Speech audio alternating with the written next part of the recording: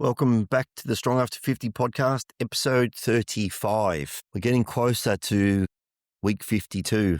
Set myself a bit of a target to do 52 episodes, and then I would assess to see, one, am I enjoying it? No good doing this if I don't enjoy it. Two, is my audience growing? And three, if I can obviously build up, I'd like to interview more people, and we've got a few people locked in now, and that is what I've realised what I really like doing. I'm getting Anna on and Chris and a few others in the future. So at the moment, all things are good. We will continue going until basically I either run out of things to talk about or just get absolutely sick of it. But we will definitely get to 52 episodes first, and then we'll do another reassessment and see how we go. Quick shout out to all the new subscribers this week. We're still running pretty well and just gone through 45,000 subscribers. Just on that, obviously, it's a big time commitment, the podcast and the newsletter each week. I try and do a fair bit of research where I can. And I'm thinking about we'll either move to, and I've spoken about this before, about moving to some sort of paid model. We may do a paid Substack model where it's just a small monthly fee and we have a little bit behind the paywall. Those small things behind the paywall might be a more in-depth article. I realise that people really love the deep dives or the breakdowns that I do on particular body parts. You know, the sit to stand was really well received. The glute and the glute exercise on the weekend or last week was really well received. The fascia was really well received. So I might run a few more of those, but they may be just a small monthly contribution fee to actually go towards, the work that I put in. The second thing is that I was going to actually build some separate programs as part of my sort of longer term strategy, and would actually have some programs sitting there that people could actually download and pay for the program. Maybe I'll just dump a bunch of programs and some diets and so forth behind the paywall. And, those subscribers, those members that are actually paying a small monthly fee get access to everything, as opposed to, free subscription, but you actually pay for particular products. Maybe it's a better way. We just actually build a heap of programs. I've already built some diets in the background, some eating plans, Mediterranean eating plan, a running program. Maybe we dump all those in there. So food for thought, but it's something I'm thinking about at the moment. I'm also looking for a couple of sponsors. If anyone knows a good product fit for the newsletter and the podcast, that would be awesome. I put a note out on Substack during the week, and it was about owning your own path. And some of these topics are more my personal experience. They're more what I'm thinking about that particular day, but it did get a lot of feedback and a lot of comments. And it has had me thinking a little bit about my own journey and, getting a little bit frustrated myself where, we all run that comparison model occasionally, right? Where you compare to others, why can't I do this and why can't I do that? And I've been running that a little bit. And a funny little story where I followed Tom Platz, and for those if you've been in the health and fitness space for some time, you'll know who Tom Platz is. If you don't, look him up on either Google, but I follow him on Instagram, and he puts out these funny little chats to himself, and he wears a suit all the time, and I really love it, to be honest. But he's famous for having just massive legs. He's a bodybuilder, and he was back in the Arnold Schwarzenegger era, and his legs are just huge. And he can still, apparently, he claims that he can still squat 315 pounds for 15 reps. If that's the case, he's 71 years of age. It's just phenomenal. But I think I probably had a Tom Platz poster on my wall when I was younger, but I always used to read all the bodybuilding magazines when I was young and follow those guys. Actually, I taught myself to train basically from Arnold Schwarzenegger's Encyclopedia on Bodybuilding. I read it cover to cover.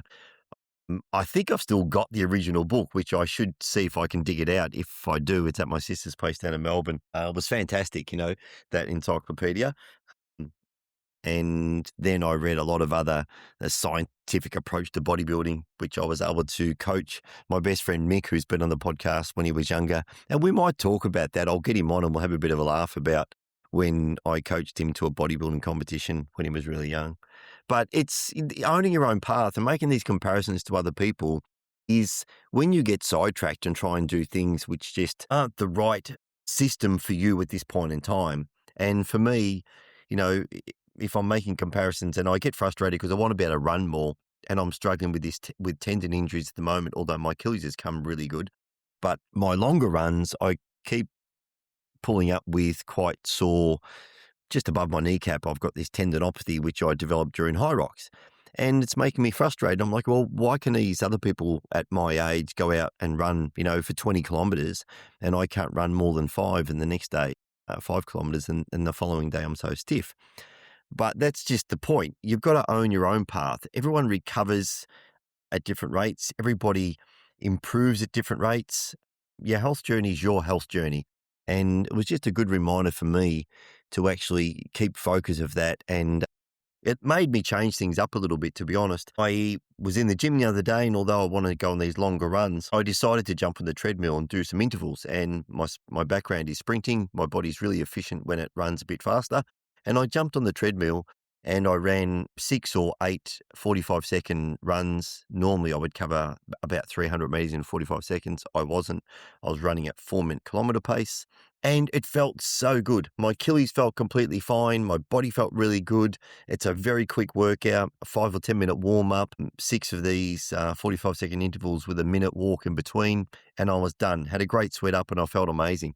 And I thought, why am I bashing myself going out trying to do these longer runs when my body doesn't absolutely love it? I don't love it. Some days it's a real drudge.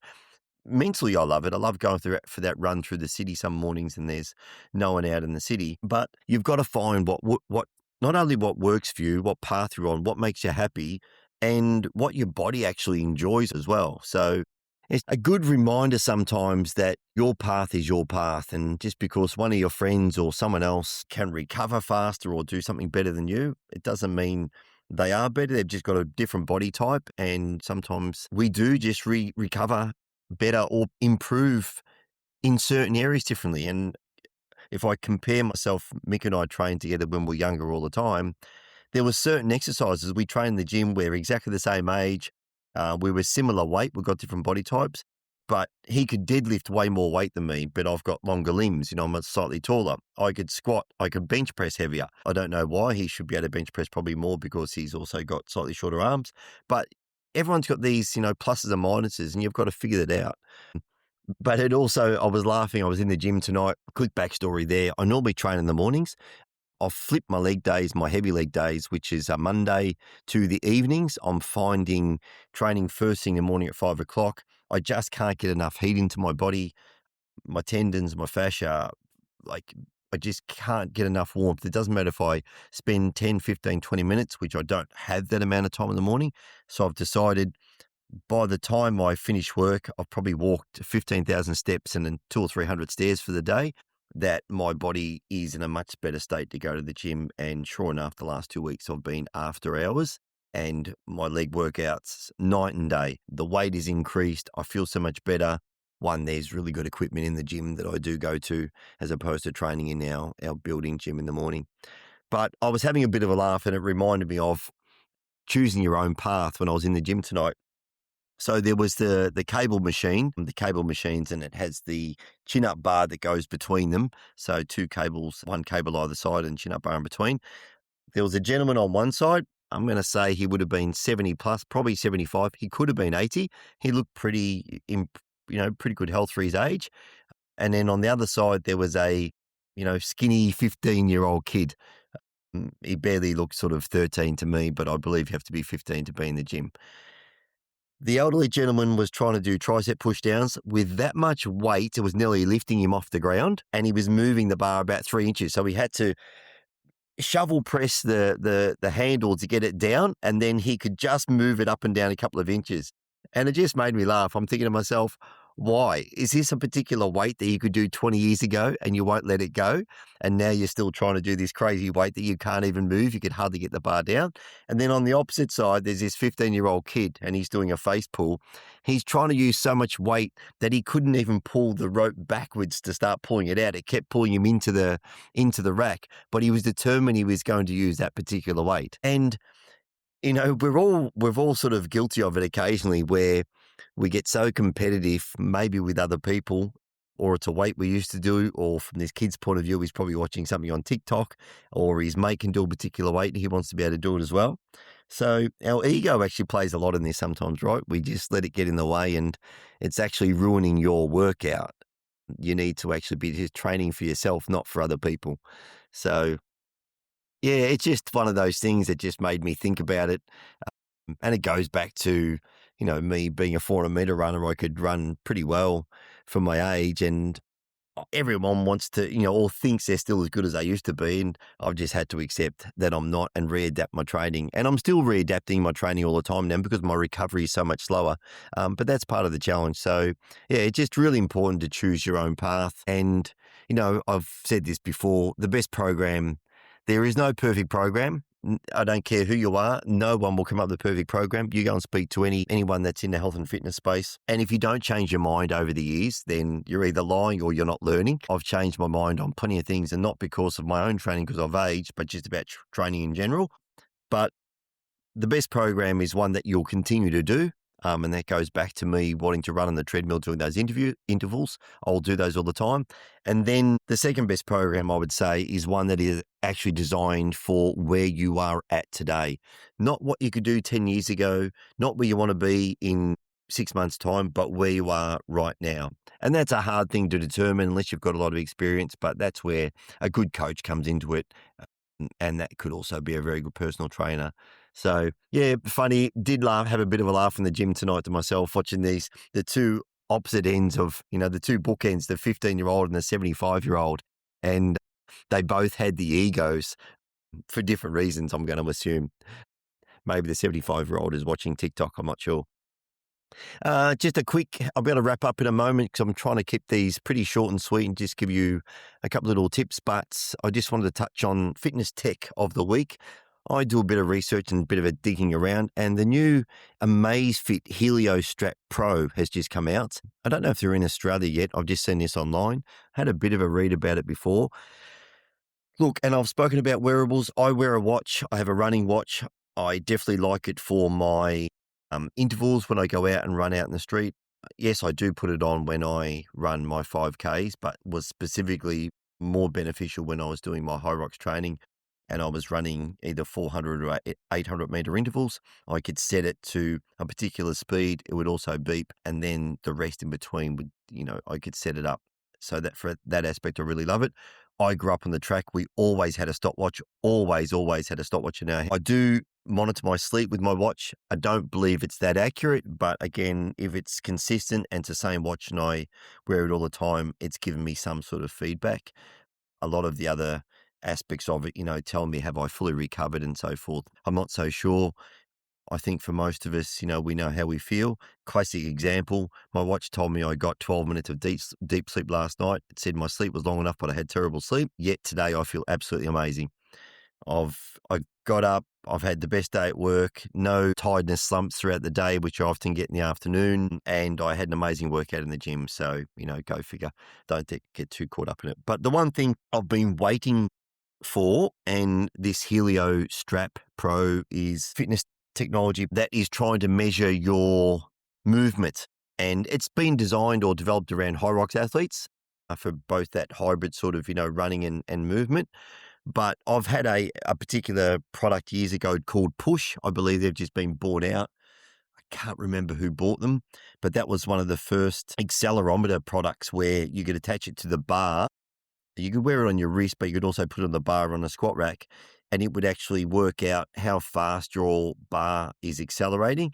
So basically, it's indicating when you're starting to fatigue. If you're using quite heavy weight, let's say you're doing a squat, and that bar's slowing down for the last couple of reps, that as a speed or strength athlete, it's probably time to actually have a break or walk away. So this Amazfit Helio Strap Pro, apparently it has an armband, a wrist strap. It's like the Whoop. It will attach to a watch, I think, connect to a watch, but it is actually just a strap. It seems to be that they're all going that way at the moment. I think there's another one called Human, and that's more of a longevity strap. I haven't read too much about it, but I have seen it sort of pop up occasionally. But the Helio strap is an armband and a waistband as well, or a waist clip. So maybe just clips on your shorts or something. And they're basically saying that it tracks core stability, running mechanics, movement efficiency, fatigue, and muscle loading. So, basically it's saying here, imagine your watch saying your left hip is compensating, your squat is uneven, your running stride is shortening. So if we get that right, I think if tech moves down that particular, these wearables moves down that particular path, that will be beneficial. That would be something I would personally invest in. I would love to know when I'm in the gym training with particular exercises, when the bar speed is starting to slow down, even though you know yourself, but just that feedback. I don't need that data anymore, but I just like the idea of it. Would have been fantastic when I was coaching athletes. But the tech is actually getting pretty smart, and we're going to have some pretty good information and data down the track. I still recommend don't getting too caught up in all the data, go by feel. If there's particular things, if you wake up in the morning and you just don't feel great and your body's just not moving very well, but your watch may say that you've had 10 hours sleep and you've scored a 99. If you just don't feel good, just don't go and train. That's my sort of theory there. But I think that's about it for the week. Going back to that owning your own path, I think it's really important. It's your journey's your journey around your health and fitness. And if this Amazfit watch comes out, and if anyone's got one, by the way, and you want to give me some feedback, hit me up and actually write a few comments under the show notes. That'd be great. But apart from that, that's all I've got for this week, and bye for now.